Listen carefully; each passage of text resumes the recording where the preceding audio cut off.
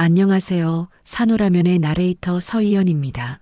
오늘도 이야기 재미있게 들어주시고 구독과 좋아요, 알림 설정 부탁드립니다.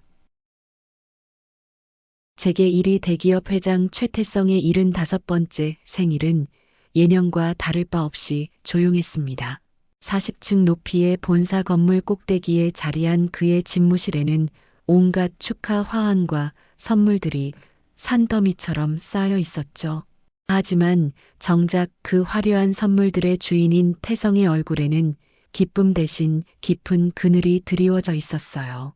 창밖으로는 서울 시내 전경이 한눈에 내려다 보였습니다. 수많은 빌딩들 사이로 석양이 지고 있었고 도로 위에는 퇴근길 차량들이 줄지어 늘어서 있었어요. 평범한 사람들의 평범한 일상이 그곳에 있었죠. 하지만 태성에게는 그런 평범함조차 사치였습니다. 오늘은 그에게 특별한 의미가 있는 날이었어요. 생일이라는 기쁨 외에도 지울 수 없는 아픔이 함께하는 날이었거든요. 바로 30해 전 아내 윤미영이 3살배기 딸 다인이와 함께 실종된 날이기도 했죠. 매년 이 날이 되면 태성은 복잡한 감정에 휩싸였어요. 축하받아야 할 날인 동시에 가장 슬픈 기억이 되살아나는 날이었거든요. 회장님, 생일 축하드립니다. 집무실 문이 조심스럽게 열리며 비서 김 과장이 들어왔어요. 오늘 오후 일정은 모두 취소하라고 하셨으니 편히 쉬시기 바랍니다. 그리고 이건 임원진들이 준비한 축하 케이크입니다. 태성은 고개만 끄덕였죠. 말할 기운조차 없었어요. 비서가 조심스럽게 케이크를 책상 위에 올려놓고 나간 후 그는 깊은 숨을 내쉬었습니다. 케이크 위에는 75개의 촛불이 꽂혀 있었지만 그는 불을 켤 생각조차 없었어요. 태성은 천천히 일어나 창가로 걸어갔습니다. 높은 곳에서 내려다보는 도시의 풍경이 어쩐지 더욱 쓸쓸해 보였어요. 축하하는 사람들은 많았지만 진심으로 그의 생일을 기뻐해주는 이는 아무도 없다는 걸 그 자신이 누구보다 잘 알고 있었거든요. 모든 축하 인사에는 이해관계가 숨어 있었고 모든 선물에는 계산이 담겨 있었죠. 서랍을 열어 오래된 서류들을 꺼내기 시작했어요. 회사 창립 초기의 계약서들, 부동산 매매 계약서, 그리고 아내 미영과 함께 작성했던 각종 문서들이 먼지를 뒤집어 쓴 채 그곳에 차곡차곡 정리되어 있었습니다. 매년 이날이면 이렇게 옛 서류들을 꺼내어 정리하곤 했어요. 미영과 함께했던 시절의 흔적들을 다시 한번 되새기기 위해서였죠. 하나하나 들춰보며 정리하다 보니 어느새 시간 가는 줄을 몰랐습니다. 서류마다 미영과의 추억이 담겨 있었거든요. 첫 투자 계약서에는 미영의 서명이 선명하게 남아 있었고 부동산 계약서에는 그녀가 직접 메모해둔 글씨들이 여전히 보였어요. 시간이 흘러도 변하지 않는 것들이 있다는 게 신기하면서도 슬펐습니다. 그때였어요. 똑똑 하는 소리가 집무실 밖에서 들렸죠. 하지만 누구도 대답하지 않았어요. 태성은 고개를 들어 문 쪽을 바라봤습니다. 조금 이상했어요. 이 시간에 누가 올 리 없었거든요. 더욱이 비서에게 오늘은 누구도 만나지 않겠다고 분명히 말해뒀는데 말이죠. 잠시 기다려봤지만 다시는 소리가 나지 않았어요. 혹시 잘못 들은 건 아닐까 생각하며 다시 서류 정리에 집중하려 했습니다. 하지만 왠지 마음이 편하지 않았어요. 뭔가 평소와 다른 기운이 느껴졌거든요. 결국 태성은 자리에서 일어나 문을 열어봤습니다. 복도에는 아무도 없었어요. 하지만 문 앞 바닥에 작은 택배 상자 하나가 놓여 있었죠.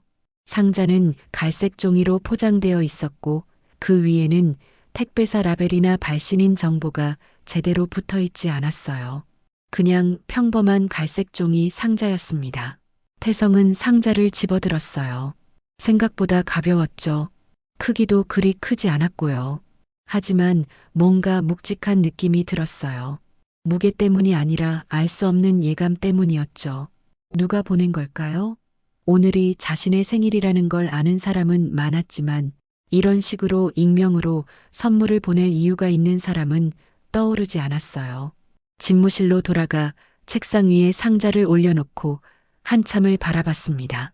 포장지는 새 것 같았지만 뭔가 오래된 느낌도 함께 들었어요. 마치 오랫동안 어딘가에 보관되어 있다가 이제서야 빛을 본 것 같은 그런 느낌 말이에요. 조심스럽게 포장지를 뜯기 시작했습니다. 테이프를 하나씩 떼어내며 천천히 상자를 열었어요. 혹시라도 중요한 것이 들어있을지 모르니까 신중하게 작업했죠. 드디어 상자 뚜껑을 열었을 때 그 안에서 나온 것은 예상과는 전혀 다른 것이었어요. 상자 안에는 누렇게 변색된 서류 몇 장이 조심스럽게 접혀서 들어 있었습니다. 태성은 서류를 꺼내어 하나씩 펼쳐봤어요. 첫 번째 서류를 보는 순간 그의 눈이 커졌죠.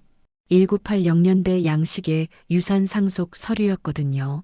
종이의 질감이나 활자체를 보니 분명히 그 시대에 작성된 것 같았어요. 이게 뭐지? 태성은 중얼거리며 서류를 자세히 들여다봤습니다. 서류에는 여러 부동산과 주식, 그리고 각종 금융 자산들이 항목별로 나열되어 있었어요. 액수를 보니 상당한 규모였죠. 하지만 더 놀라운 건 그 다음에 나온 서류들이었습니다. 두 번째 서류는 은행 통장 사본이었어요. 역시 1980년대의 것으로 보였죠. 통장 내역을 보니 정기적인 입출금 기록들이 빼곡하게 적혀 있었어요. 그런데 이상한 점이 있었습니다. 입금자 명의가 모두 같은 이름으로 되어 있었거든요. 바로 윤미영이었죠. 태성의 심장이 빠르게 뛰기 시작했어요.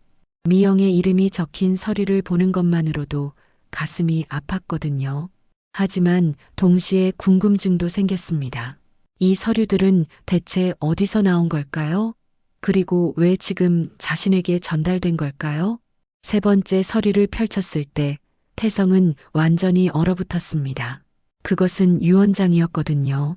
그것도 미영의 필체로 작성된 유언장이었어요. 날짜를 보니 미영이 실종되기 바로 며칠 전에 작성된 것 같았죠. 하지만 가장 충격적인 건 마지막 장하단에 찍힌 붉은 인주 도장이었어요. 태성은 그 도장을 보는 순간 온몸이 굳어버렸습니다. 손이 떨리기 시작했죠. 그 도장은 분명히 아내 윤미영이 생전에 사용하던 수제 목도장이었거든요. 이럴 수가. 태성은 도장 부분을 다시 한번 자세히 봤어요. 틀림없었습니다. 미영이 결혼 후 특별히 주문 제작했던 그 도장이 맞았죠. 나무의 결과 색임의 특징, 그리고 도장 가장자리의 작은 흠집까지 모두 기억하고 있었거든요. 미영은 중요한 서류에 서명할 때마다 이 도장을 사용했었어요. 그런데 정말 이상했습니다.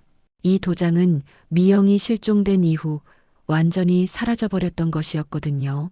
태성은 미영을 찾기 위해 집안 구석구석을 뒤졌지만 이 도장만은 끝내 찾을 수 없었어요. 경찰도 수색에 나섰지만 발견하지 못했죠. 그런데 지금 이 서류에 선명하게 찍혀 있다니요. 태성은 책상 서랍에서 오래된 수첩을 꺼냈습니다. 그 수첩에는 미영과 함께했던 각종 계약과 투자 내역들이 꼼꼼하게 기록되어 있었어요. 매년 세무 정리를 할 때마다 참고하던 자료였죠. 하나씩 대조해 보니 더욱 놀라운 사실을 발견했습니다. 서류 속에 나열된 자산 목록들이 모두 실제로 존재하는 것들이었어요. 미영과 함께 설계했던 부동산들, 비상장 회사 지분들, 그리고 딸 다인이의 이름으로 개설해둔 교육비 적금까지 모든 것이 정확하게 기록되어 있었죠. 심지어 태성 자신도 까먹고 있던 소규모 투자건들까지 빠짐없이 포함되어 있었어요. 더 놀라운 건 이 모든 자산들이 현재까지도 유지되고 있었다는 점이었습니다. 서류에 첨부된 최근 잔액 증명서들을 보니 원금뿐만 아니라 이자와 투자 수익까지 체계적으로 관리되고 있었거든요. 마치 누군가 30년 동안 꾸준히 이 자산들을 전문적으로 관리해왔다는 뜻이었습니다. 누가 이런 걸? 태성은 서류를 다시 한번 천천히 읽어봤어요. 내용을 자세히 살펴보니 단순한 자산 목록이 아니었습니다. 누군가 미영의 의지에 따라 이 자산들을 체계적으로 모으고 관리해왔다는 명백한 증거였죠. 마치 미영이 살아있어서 직접 지시한 것처럼 정교하고 세밀했어요. 태성의 가슴이 두근거리기 시작했습니다. 30년 동안 완전히 포기했던 희망이 조금씩 되살아나는 것 같았거든요. 혹시 미영이 아직 살아있는 건 아닐까요? 아니면 누군가 미영을 대신해서 이 모든 일을 하고 있는 건 아닐까요? 아니면 정말로 기적 같은 일이 일어나고 있는 건 아닐까요? 서류 더미 속에서 또 다른 문서를 발견했어요. 그것은 공증된 위임장이었습니다. 미영이 누군가에게 자신의 모든 재산 관리 권한을 위임한다는 내용이었죠. 하지만 위임받는 사람의 이름 부분은 알아볼 수 없을 정도로 흐려져 있었어요. 시간이 너무 오래 지나서 잉크가 번진 것 같았죠. 태성은 돋보기를 꺼내 도장을 더욱 자세히 관찰했습니다. 붉은 인주 자국 사이사이로 보이는 목도장의 색임이 여전히 선명했어요. 그리고 도장 가장자리 부분을 유심히 살펴보니 희미하게 새겨진 작은 글자들을 발견할 수 있었죠. Y, M. 태성은 작은 소리로 읽었어요. 윤미영의 이니셜이었습니다. 이제 더 이상 의심할 여지가 없었죠. 이 도장은 분명히 미영의 것이 맞았어요. 하지만 동시에 더 큰 의문이 생겼습니다. 어떻게 이 도장이 여기 있을 수 있을까요? 태성은 수첩을 더 자세히 뒤지기 시작했습니다. 미영과 함께 작성했던 각종 문서들의 복사본들이 연도별로 정리되어 있었어요. 결혼 초기에 함께 투자했던 부동산 계약서들, 회사 설립 당시의 출자 증명서들, 그리고 딸 다인이의 미래를 위해 만들어둔 각종 적금과 보험 증서들까지 모든 것이 체계적으로 보관되어 있었죠. 놀라운 건 이 모든 자산들이 현재까지도 유지되고 있다는 점이었어요. 더욱이 단순히 유지되는 수준이 아니라 시대에 맞게 적절히 운용되고 있었죠.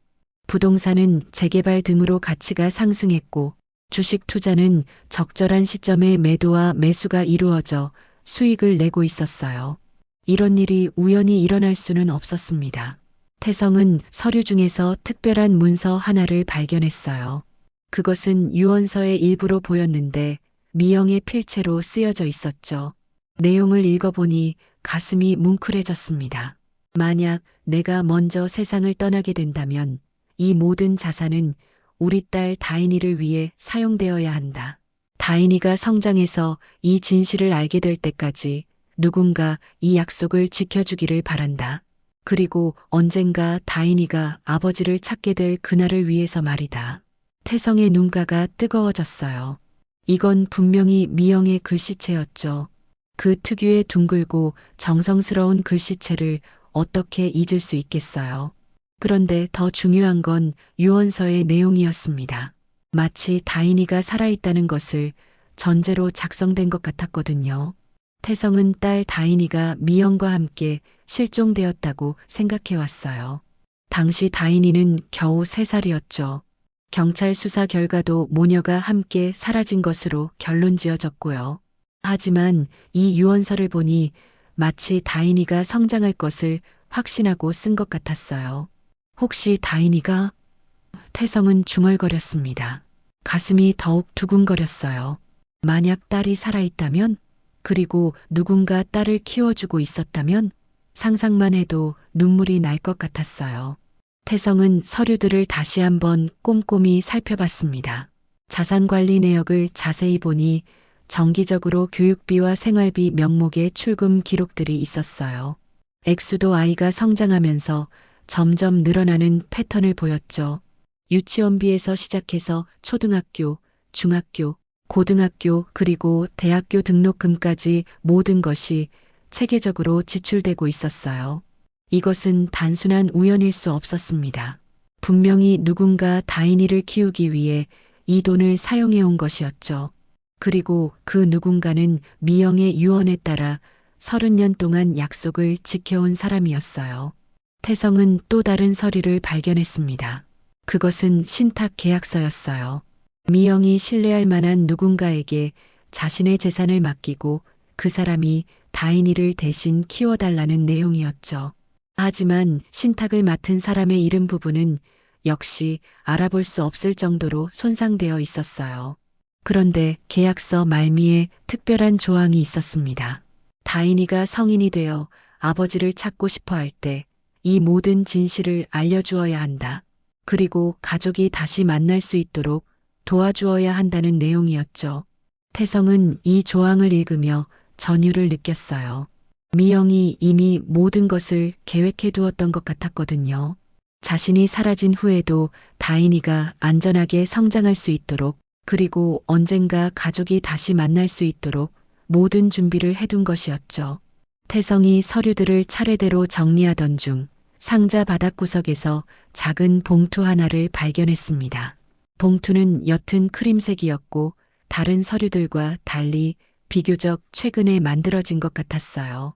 겉면에는 아무것도 적혀 있지 않았지만 뭔가 중요한 것이 들어있을 것 같은 느낌이 들었죠. 조심스럽게 봉투를 열어보니 한 장의 편지가 들어있었습니다. 편지는 깔끔한 편지지에 손글씨로 쓰여져 있었어요. 글씨체를 보는 순간 태성의 심장이 멎을 것 같았습니다. 분명히 미영의 글씨체와 매우 흡사했거든요. 하지만 조금 다른 점도 있었어요. 더 성숙하고 안정된 느낌이었달까요? 편지의 내용은 생각보다 간단했습니다. 하지만 그 짧은 문장들이 태성에게는 엄청난 충격을 주었어요. 이건 제 어머니가 남긴 약속입니다. 당신은 아직 이걸 잃어버리지 않았기를 바랍니다. 단 2줄뿐이었어요. 하지만 태성에게는 천둥벼락 같은 충격이었죠. 제 어머니라는 표현, 그리고 당신이라는 호칭. 이 편지를 쓴 사람은 분명히 자신을 아는 사람이었어요. 더 정확히 말하면 자신을 아버지로 알고 있는 사람이었죠. 태성은 편지를 다시 한번 자세히 봤습니다. 서명은 없었지만 편지 말미에 작은 하트 표시가 그려져 있었어요. 미영이 생전에 자주 사용하던 표시였죠. 사랑한다는 의미로 편지나 메모 끝에 항상 그려넣곤 했거든요. 하지만 이 하트는 미영이 그리던 것과는 조금 달랐어요. 더 정교하고 세련되어 보였습니다. 어머니가 남긴 약속? 태성은 중얼거렸어요. 그렇다면 이 편지를 쓴 사람은 미영의 딸, 즉 다인이라는 뜻일까요? 하지만 다인이는 실종될 당시 겨우 3살이었는데 어떻게 이런 편지를 쓸 수 있을까요? 그리고 지금까지 어디서 무엇을 하며 살았을까요? 태성은 편지를 들고 창가로 갔습니다.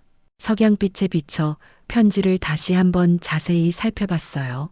종이의 질감이나 잉크의 색깔을 보니 그리 오래된 것 같지는 않았죠.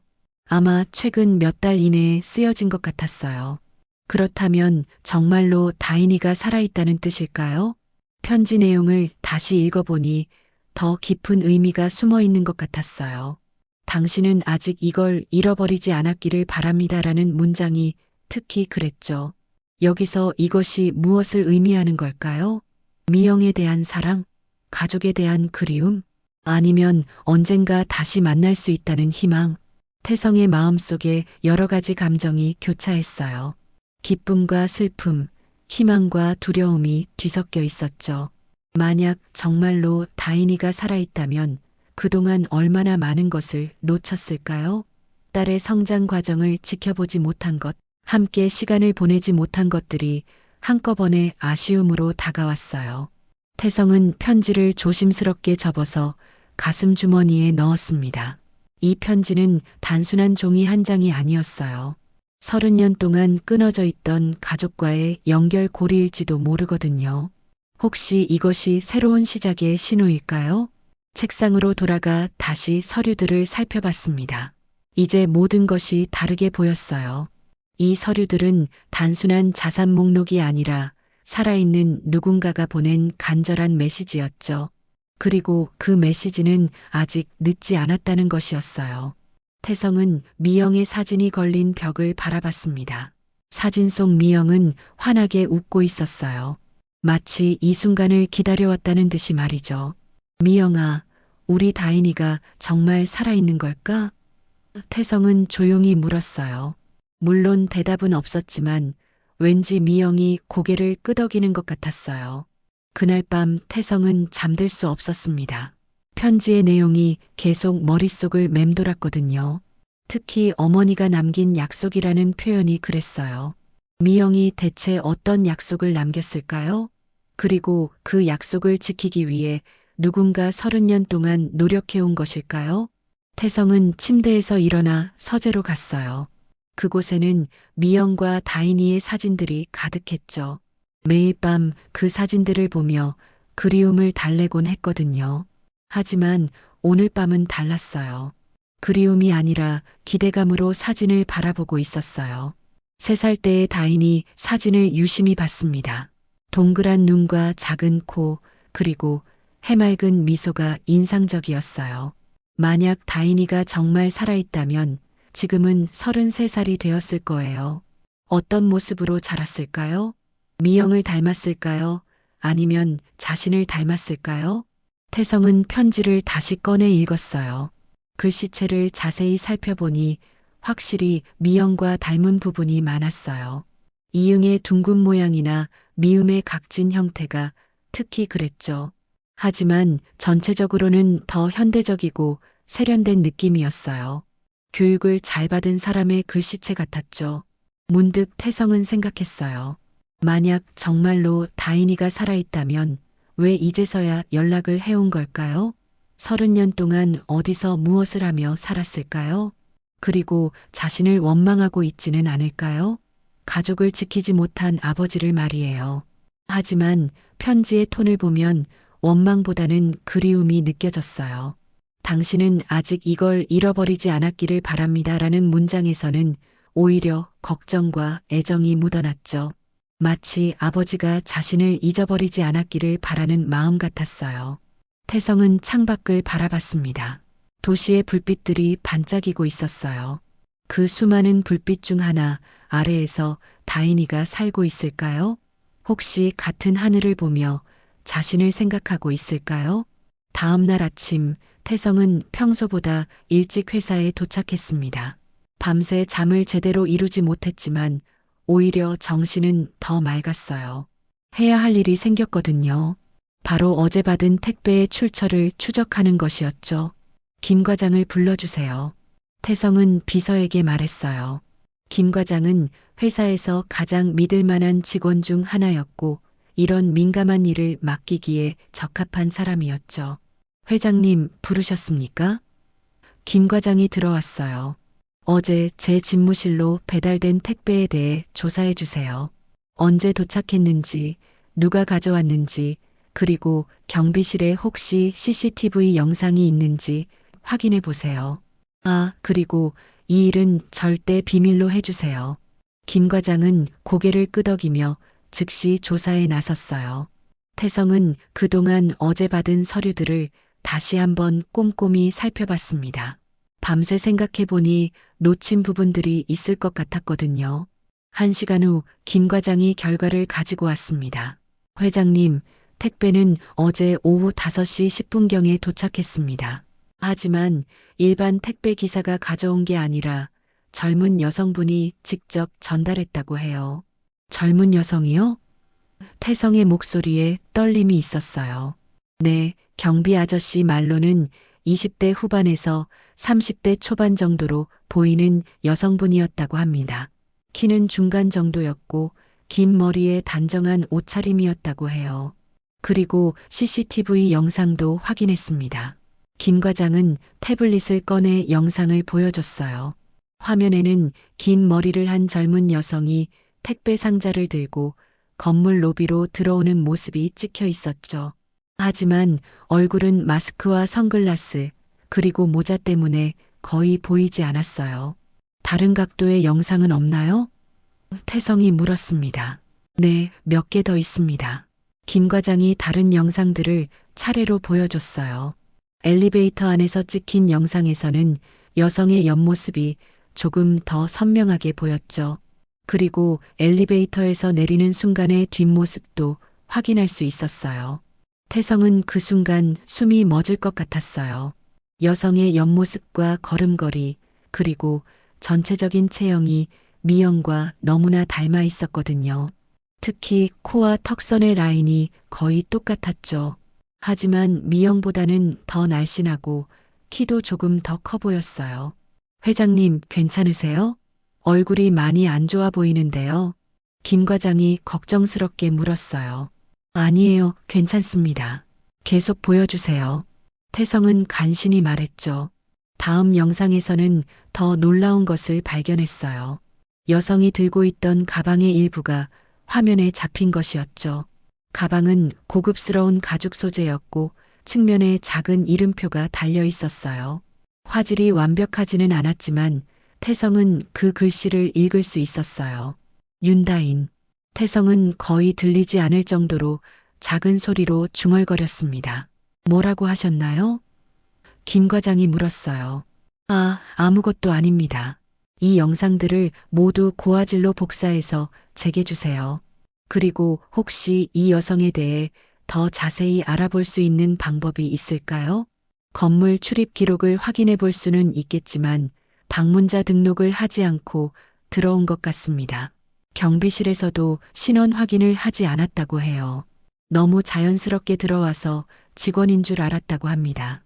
김 과장이 나간 후 태성은 혼자 남아 영상을 반복해서 봤습니다. 볼 때마다 확신은 더욱 강해졌어요. 이 여성은 분명히 다인이었죠. 자신의 딸이 맞았어요. 걸음걸이나 손짓, 그리고 전체적인 분위기까지 모든 것이 어린 시절 다인이의 모습과 연결되었어요. 하지만 동시에 많은 의문이 생겼습니다. 다인이가 정말 살아있었다면 지금까지 어디서 누구와 함께 살았을까요? 그리고 왜 이제서야 나타난 걸까요?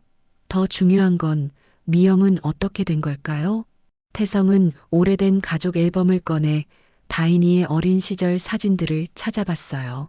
돌잔치 때 찍은 사진, 2살 생일 사진, 그리고 실종되기 직전에 찍은 마지막 가족 사진까지 하나하나 꼼꼼히 살펴봤죠. 3살 때의 다인이 사진과 CCTV 속 여성의 모습을 비교해 봤습니다. 물론 30년이라는 시간 때문에 완전히 똑같을 수는 없었지만 기본적인 골격과 특징은 매우 유사했어요. 특히 눈의 형태와 코의 라인이 거의 일치했죠. 태성은 확신했어요. 저 여성은 분명히 자신의 딸 다인이었습니다. 태성은 즉시 김 과장에게 다시 연락했습니다. 우리 집에 보관되어 있는 가족 사진들을 모두 가져와 주세요. 특히 다인이가 나온 사진들을 중심으로요. 그리고 사진 전문가에게 의뢰해서 화질을 개선하고 확대할 수 있는지도 알아봐 주세요. 2시간 후 김 과장은 오래된 앨범 여러 권과 함께 디지털화된 사진 파일들을 가져왔어요. 태성은 하나하나 꼼꼼히 살펴보며 다인이의 성장 과정을 되짚어 봤습니다. 신생아 때부터 3살까지의 모든 순간들이 그곳에 담겨 있었어요. 특히 마지막 가족 사진을 자세히 보니 더욱 확신이 섰어요. 3살 다인이의 눈과 코, 그리고 입모양이 CCTV 속 여성과 놀랍도록 흡사했거든요. 눈웃음 짓는 방식이나 고개를 살짝 기울이는 버릇까지 똑같았죠. 다인이 정말 살아있었구나. 태성은 사진을 가슴에 안고 중얼거렸어요. 30년 동안 품어왔던 죄책감과 그리움이 한꺼번에 밀려왔죠. 동시에 말로 표현할 수 없는 기쁨도 함께 왔어요. 태성은 책상 서랍에서 어제 받은 도장을 다시 꺼냈습니다. 미영이 사용하던 그 소중한 도장이었어요. 손에 쥐고 있으니 마치 미영이 옆에 있는 것 같았죠. 그리고 속삭이듯 말했어요. 이 도장 내가 직접 다시 보내준 거구나. 다인아, 아빠가 널 아직도 기다리고 있었어. 그때 태성의 시선이 서류 중 하나에 머물렀어요. 미영이 생전에 작성한 유언서의 사본이었죠. 그 중에서도 마지막 문장이 특히 눈에 들어왔어요. 당신이 이 도장을 보게 되는 날, 우린 다시 만날 수 있을 겁니다. 태성은 그 문장을 여러 번 읽었어요. 미영이 이미 이 모든 상황을 예상하고 있었던 걸까요? 그리고 정말로 언젠가 가족이 다시 만날 수 있을 거라고 믿고 있었던 걸까요? 아니면 이것은 단순한 희망사항이 아니라 구체적인 계획이었던 걸까요? 태성은 유언서의 다른 부분들도 다시 읽어봤어요. 다인이가 성인이 되어 진실을 알 준비가 되었을 때 이 모든 것을 전해주어야 한다는 문장이 있었죠. 그렇다면 지금이 바로 그 시점인 걸까요? 다인이가 진실을 알 준비가 되었다고 판단한 누군가 이 서류들을 보낸 걸까요? 창밖을 바라보니 해가 저물고 있었어요. 하지만 태성의 마음은 오랜만에 따뜻했습니다. 30년 만에 처음으로 진짜 희망을 느끼고 있었거든요. 더 이상 혼자가 아니라는 생각이 들었어요. 태성은 도장을 조심스럽게 책상 서랍에 넣었어요. 그리고 CCTV 영상을 다시 한번 봤죠. 화면 속 여성, 즉 다인이가 건물을 나서는 모습이 보였어요. 뒷모습이었지만 어딘지 당당하고 자신감 있어 보였어요. 좋은 환경에서 잘 자랐다는 증거 같았죠. 다인아, 이제 아빠가 널 찾을 거야. 태성은 다짐했어요. 30년을 기다렸으니 조금 더 기다릴 수 있어. 하지만 이번에는 절대 놓치지 않을 거야. 태성은 그날부터 매일 CCTV 영상을 확인했어요. 혹시 다인이가 다시 나타날까 해서였죠. 동시에 개인 탐정을 고용해서 윤다인이라는 이름으로 살고 있는 사람들을 찾아보라고 지시했어요. 며칠 후 탐정으로부터 첫 번째 보고를 받았습니다. 회장님, 윤다인이라는 이름을 가진 여성 중에서 나이가 맞는 사람들을 찾아봤습니다. 그 중에 한 명이 특히 주목할 만한 인물이에요. 어떤 사람인가요? 33살의 여성으로 현재 사회복지사로 일하고 있습니다. 고아원에서 자랐다고 하는데 어린 시절 기록이 불분명한 부분이 많아요. 그리고 최근에 자신의 출생에 대해 알아보고 있다는 정보도 있습니다. 태성의 심장이 빠르게 뛰기 시작했어요. 고아원에서 자랐다는 것, 그리고 최근에 자신의 출생에 대해 알아보고 있다는 것, 모든 것이 맞아떨어지고 있었어요. 더 자세한 정보를 알아봐 주세요. 하지만 절대 그분께 피해가 가지 않도록 조심스럽게 해주세요. 태성은 이제 확신했어요. 자신의 딸 다인이가 살아있다는 것을, 그리고 곧 만날 수 있을 것이라는 것을 말이에요. 그날 밤 태성은 잠들 수 없었습니다. 마음속에서 수많은 감정들이 소용돌이치고 있었어요. 기쁨과 슬픔, 그리움과 설렘이 뒤섞여 있었죠. 30년 만에 찾은 딸의 흔적 때문이었습니다. 더 이상 혼자가 아니라는 생각에 가슴이 벅찼어요. 태성은 침대에서 일어나 서재로 갔어요. 그곳에는 미영과 다인이의 사진들이 벽면 가득 걸려 있었죠. 매일 밤 그 사진들을 보며 그리움을 달래곤 했지만 오늘 밤은 달랐어요. 그리움이 아니라 감사함으로 사진을 바라보고 있었거든요. 미영아, 태성은 아내의 사진 앞에 서서 말했어요. 우리 다인이가 살아있었어. 내가 그렇게 사랑했던 우리 딸이 말이야. 이제 어른이 되어서 내 모습을 많이 닮았더라. 눈이 똑같고 걸음걸이도 너를 빼닮았어. 사진 속 미영은 환하게 웃고 있었어요.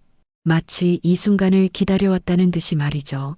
태성은 문득 미영의 마지막 유언서 문장이 떠올랐습니다. 당신이 이 도장을 보게 되는 날, 우린 다시 만날 수 있을 겁니다. 그 문장에는 단순한 희망이 아니라 확고한 믿음이 담겨 있었어요. 미영은 언젠가 이런 날이 올 것을 확신하고 있었던 것 같았죠. 그리고 실제로 그 예언이 현실이 되었어요. 30년이라는 긴 시간이 흘렀지만 가족의 끈은 결코 끊어지지 않았던 거예요. 태성은 책상에서 다인이가 보낸 편지를 다시 꺼내 읽었어요. 이건 제 어머니가 남긴 약속입니다. 당신은 아직 이걸 잃어버리지 않았기를 바랍니다. 이제 그 의미를 완전히 이해할 수 있을 것 같았어요. 미영이 남긴 약속이란 무엇보다도 가족에 대한 변치 않는 사랑이었겠죠. 그리고 어떤 시련이 와도 서로를 잊지 않겠다는 다짐이었고요. 언젠가 다시 만날 것이라는 불굴의 희망이었어요. 다인이는 그 약속을 지키기 위해 이 모든 일을 했던 거예요. 아버지에게 어머니의 마지막 메시지를 전하고 끊어진 가족의 끈을 다시 이어주기 위해서 말이에요. 태성은 창문을 열고 밤 공기를 깊게 들이마셨어요. 도시의 불빛들이 하늘에 반짝이고 있었죠. 그 많은 불빛 중 하나 아래에서 다인이가 같은 하늘을 바라보고 있을까요? 그리고 자신처럼 이 만남을 기다리고 있을까요? 다인아, 아빠는 여기 있어. 태성은 밤하늘을 향해 속삭였어요. 내가 언제 나타나든 아빠는 기다리고 있을 거야. 30년을 기다렸으니 조금 더 기다릴 수 있어. 하지만 이번에는 절대 놓치지 않을 거야. 우리 가족이 다시 함께할 수 있도록 최선을 다할게. 태성의 마음속에는 이미 구체적인 계획이 세워지고 있었어요. 다인이를 찾기 위한 체계적인 방법들 말이죠. 하지만 급하게 서두르지는 않을 생각이었어요. 다인이가 스스로 준비가 되었을 때 나타날 것이라고 믿었거든요. 30년을 기다렸는데 조금 더 기다리는 것쯤은 문제 없었어요. 그날 밤 태성은 오랜만에 편안한 잠에 들었습니다.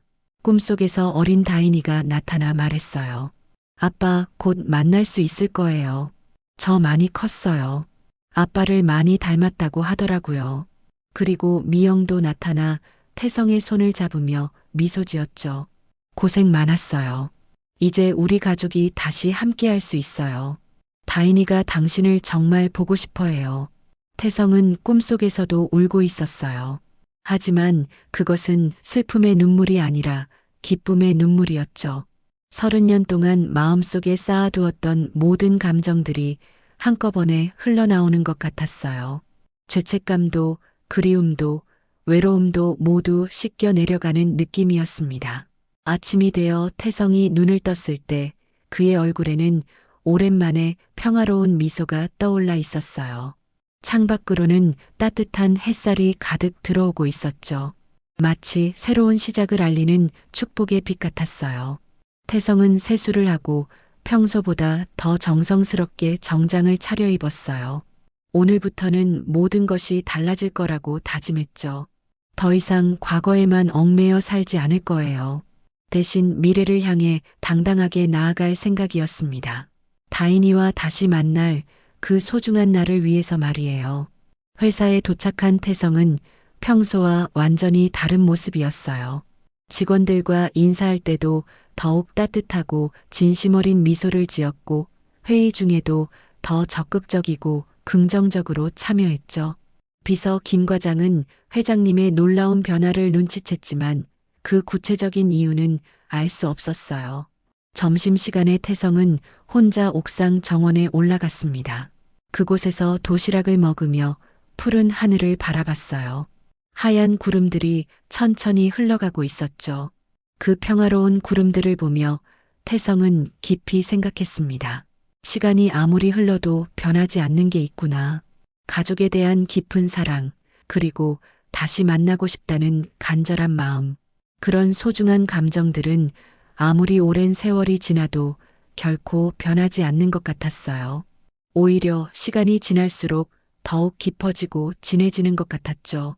태성은 주머니에서 다인이의 편지를 꺼내 또다시 읽었어요. 매번 읽을 때마다 새로운 의미와 감동을 발견할 수 있었죠. 특히 당신은 아직 이걸 잃어버리지 않았기를 바랍니다라는 문장에서는 말로 표현할 수 없는 따뜻함이 느껴졌어요. 이제 태성은 완전히 이해할 수 있었어요. 다인이가 말한 이것은 바로 사랑이었다는 걸 말이에요. 가족에 대한 변치 않는 사랑, 그리고 언젠가 다시 만날 수 있다는 희망을 잃지 않는 마음. 태성은 정말로 그 소중한 것들을 한 번도 잃어버린 적이 없었어요. 그날 저녁 태성은 집에 돌아가 미영의 방을 정리하기 시작했습니다. 30년 동안 그대로 보존해 두었던 공간이었어요. 하지만 이제는 정리할 때가 된 것 같았죠. 미영을 잊기 위해서가 아니라 다인이와 함께할 새로운 추억을 만들 공간을 준비하기 위해서였어요. 옷장을 정리하다가 태성은 미영의 비밀 일기장을 발견했어요. 실종되기 며칠 전까지 꾸준히 쓰여진 일기였죠. 마지막 페이지를 읽어보니 가슴이 뭉클해졌습니다. 태성이와 다인이에게 만약 내가 먼저 떠나게 된다면 너무 슬퍼하지 말아요. 우리는 언젠가 반드시 다시 만날 수 있을 거예요. 그때까지 서로를 사랑하는 마음만 잃지 않으면 됩니다. 진정한 사랑은 시간과 공간을 뛰어넘는 놀라운 힘이 있거든요. 다인이가 아빠를 찾아갈 그날까지 아빠는 꼭 건강하게 기다려주세요. 태성은 일기장을 가슴에 꼭 안고 한참을 울었어요. 미영이 이미 모든 것을 예견하고 있었던 것 같았거든요. 그리고 가족이 다시 만날 수 있다는 것을 진심으로 믿고 있었던 거죠. 그 믿음이 결국 현실이 되어가고 있었어요. 그날 밤부터 태성의 일상이 조금씩 바뀌기 시작했습니다. 매일 아침 미영과 다인이의 사진에 정중하게 인사를 하고 저녁에는 하늘의 별들을 바라보며 그들을 그리워했어요. 그리고 언젠가 다시 만날 그 특별한 날을 상상하며 하루하루를 소중하게 보냈죠. 한 달이 지났을 때 태성에게 또 다른 편지가 도착했습니다. 이번에는 일반 우편으로 왔어요. 발신인 주소는 여전히 적혀 있지 않았지만 봉투의 글씨체를 보니 분명히 다인이가 보낸 것이었죠. 태성의 심장은 다시 한번 빠르게 뛰기 시작했어요. 편지 내용은 이전보다 조금 더 길었어요. 아버지, 저는 잘 지내고 있습니다. 좋은 분들의 도움으로 건강하게 자랐고 지금은 사회복지사로 일하며 어려운 아이들을 돕고 있어요.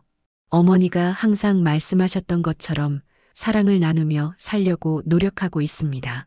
곧 뵐 수 있을 거예요. 조금만 더 기다려주세요. 그리고 편지와 함께 작은 사진 한 장이 들어 있었어요.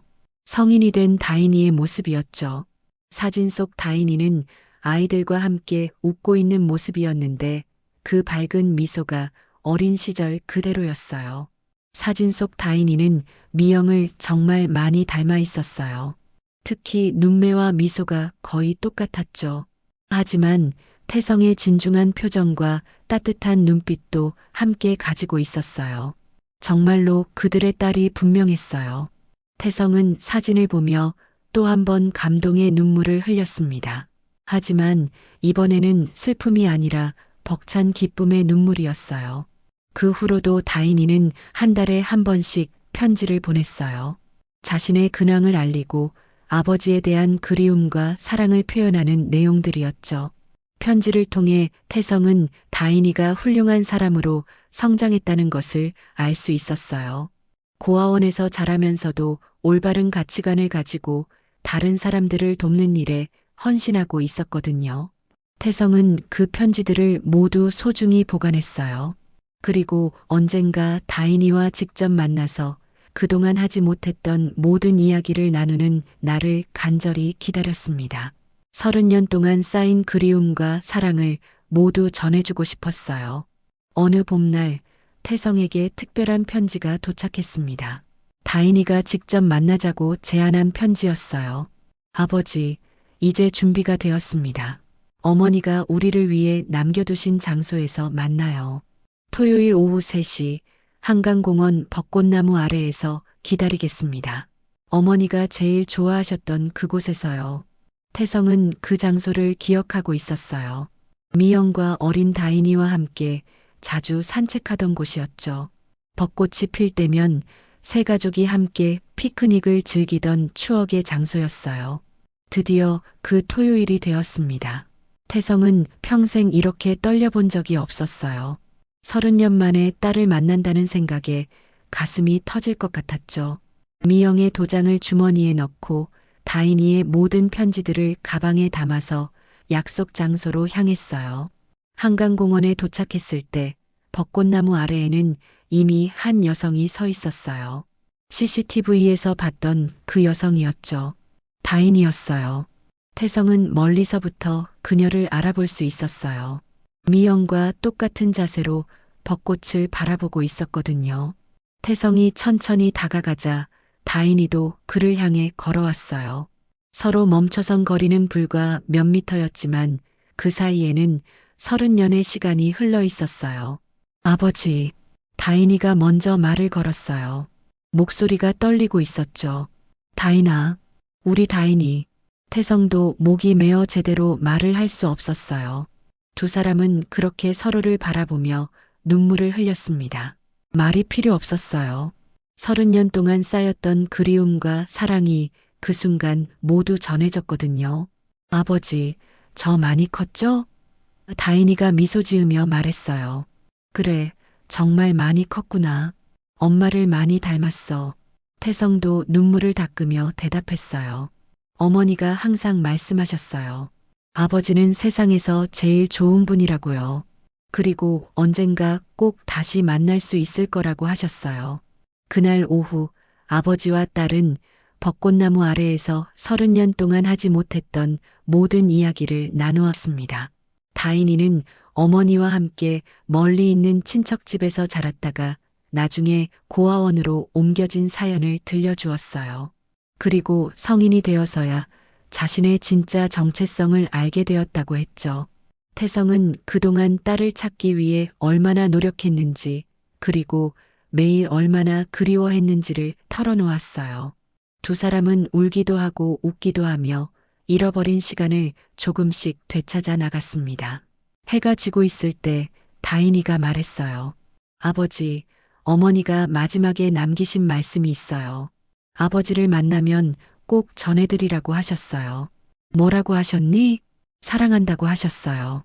그리고 우리 가족은 영원히 함께라고 하셨어요. 비록 떨어져 있어도 마음은 항상 하나라고요.